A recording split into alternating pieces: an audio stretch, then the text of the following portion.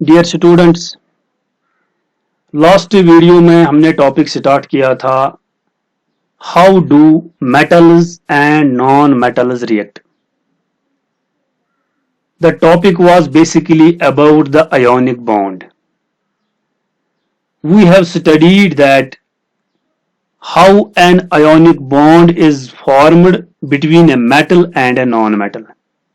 किस तरह से ionic bond बनता है मेटल और नॉन मेटल के दरमियान.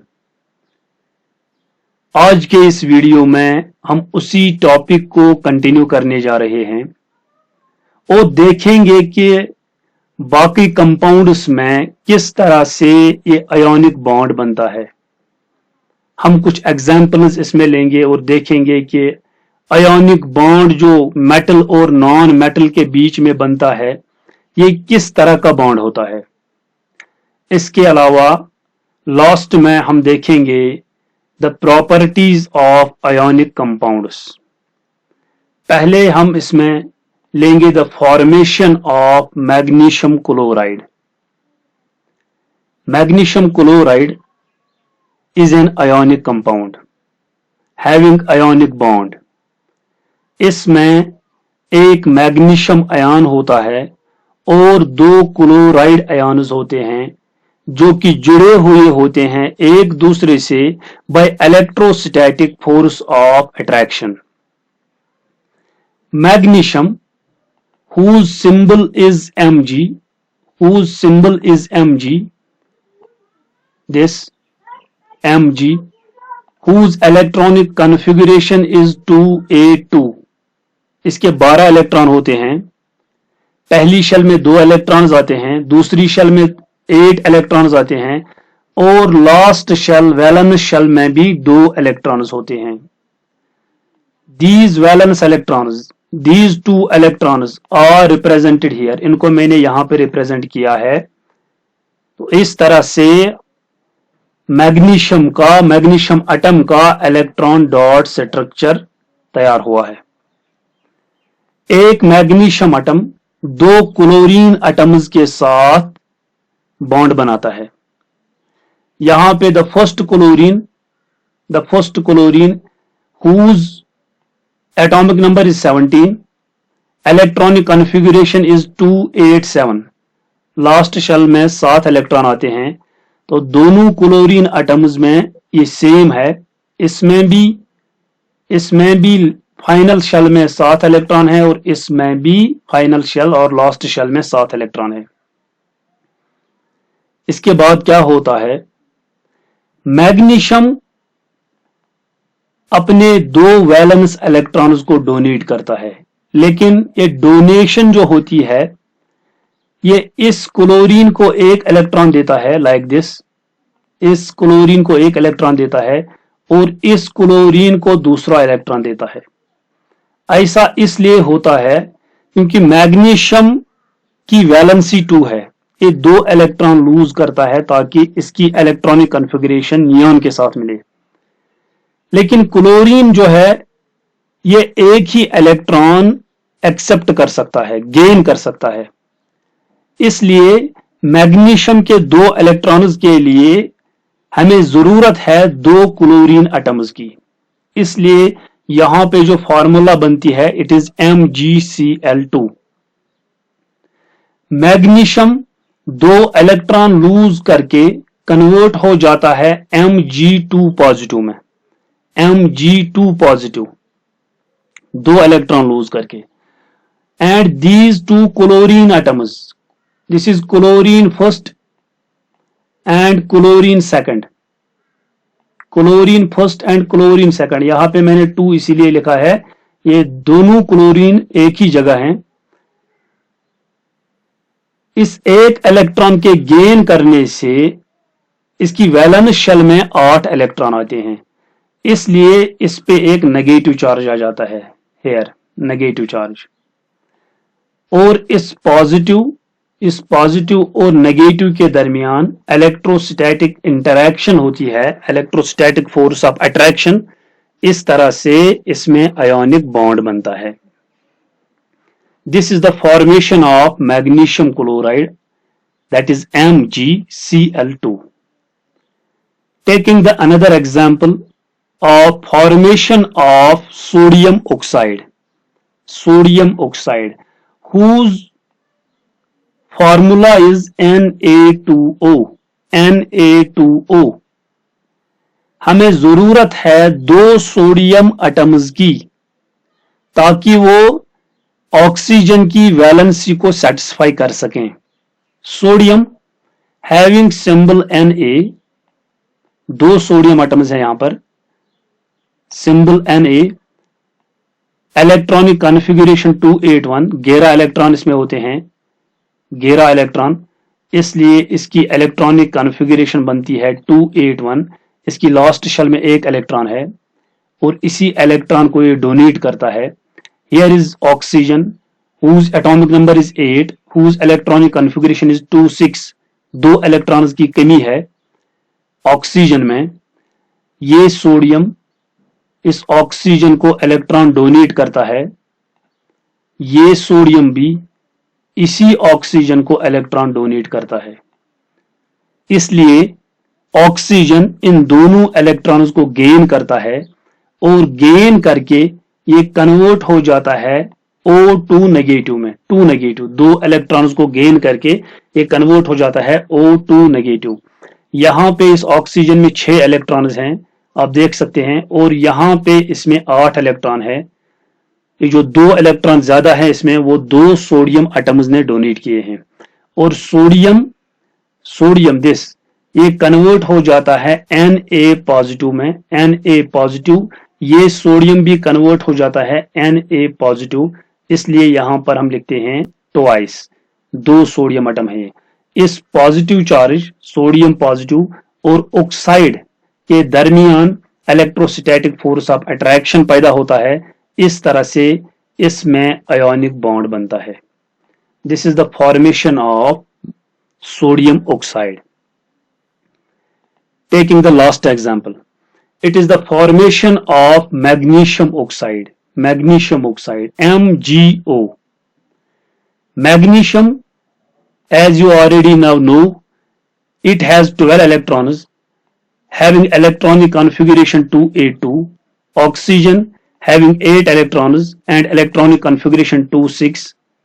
Magnesium 2 इलेक्ट्रॉन लूज करता है, ऑक्सीजन 2 इलेक्ट्रॉन गेन करता है. इसलिए ये दोनों electrons like this, magnesium donate करेगा पहला इलेक्ट्रॉन ऑक्सीजन को, इसके बाद दूसरा इलेक्ट्रॉन डोनेट करेगा. मैग्नीशियम लूज करता है 2 इलेक्ट्रॉन्स और कन्वर्ट हो जाता है, यहां पे आप देख सकते हैं Mg2 पॉजिटिव में. ऑक्सीजन 2 इलेक्ट्रॉन गेन करता है और इस तरह से कन्वर्ट हो जाता है O2 नेगेटिव में, और इनके दरमियान भी इलेक्ट्रोस्टैटिक फोर्स ऑफ अट्रैक्शन होता है और इसमें भी आयोनिक बॉन्ड बनता है. तो इस तरह से आप इसे बाकी कंपाउंड्स के में भी अप्लाई कर सकते हैं.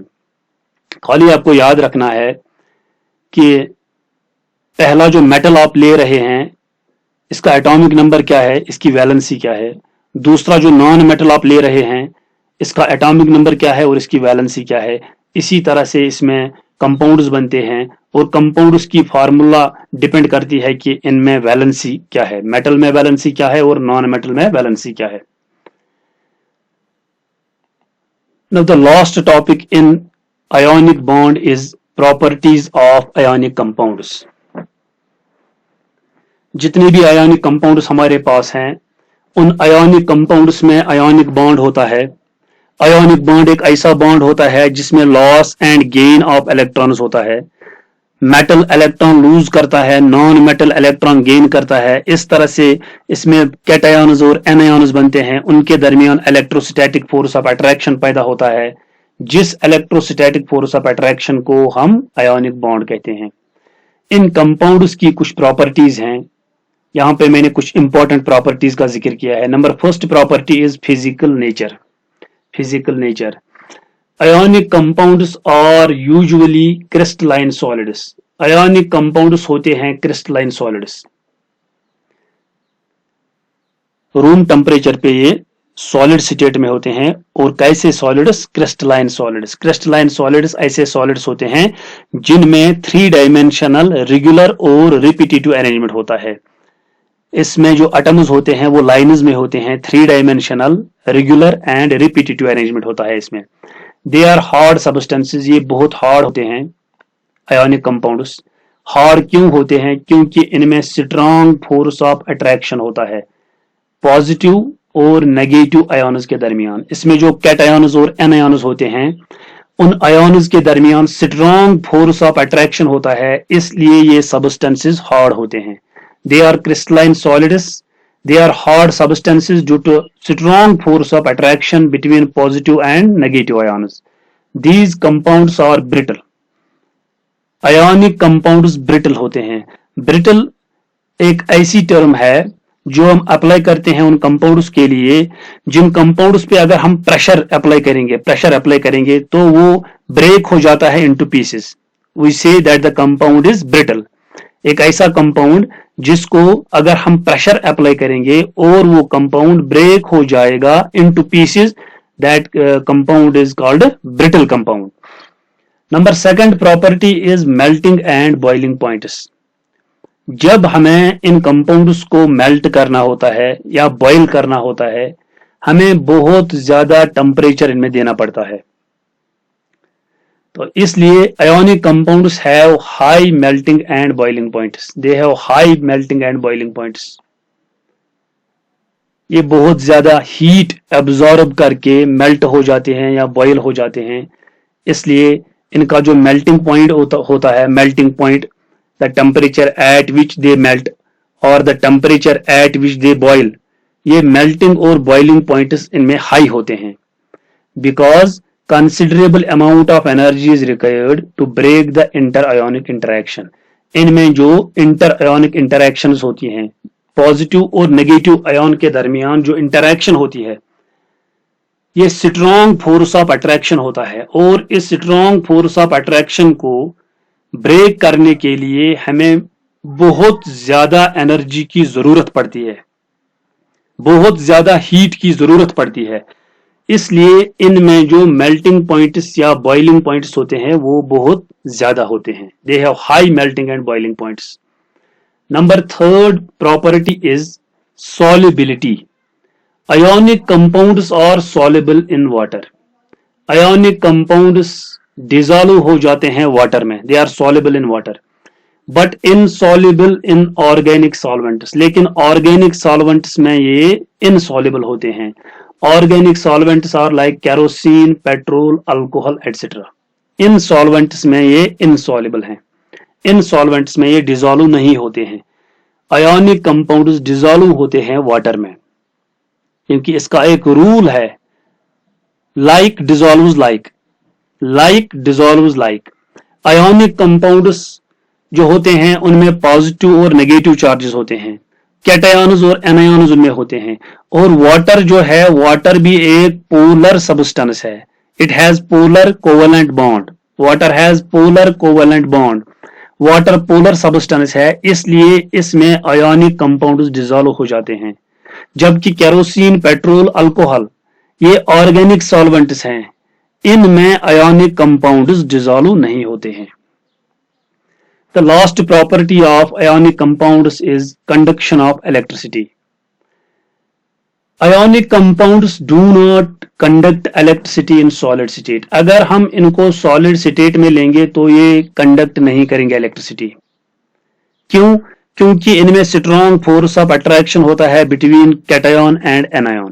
इन दो के दरमियान strong force of attraction है और इनको दूर करने के लिए हमें एनर्जी की जरूरत पड़ती है, इसलिए इसमें मूवमेंट ऑफ चार्ज नहीं होता है। जब मूवमेंट ऑफ चार्ज नहीं हुआ इसमें तो ये इलेक्ट्रिसिटी को कंडक्ट नहीं करते हैं in solid state. However they can conduct electricity in molten और डिसॉल्व्ड स्टेट। दो स्टेट्स ऐसी हैं जिनमें आयोनिक कंपाउंड्स इलेक्ट्रिसिटी को कंडक्ट कर सकते हैं। या हमें इनको मेल्ट करना है मोल्टन स्टेट, या हमें इन्हें डिसॉल्व करना है, that is we should dissolve them in water. या हमें इनको मेल्ट करना है।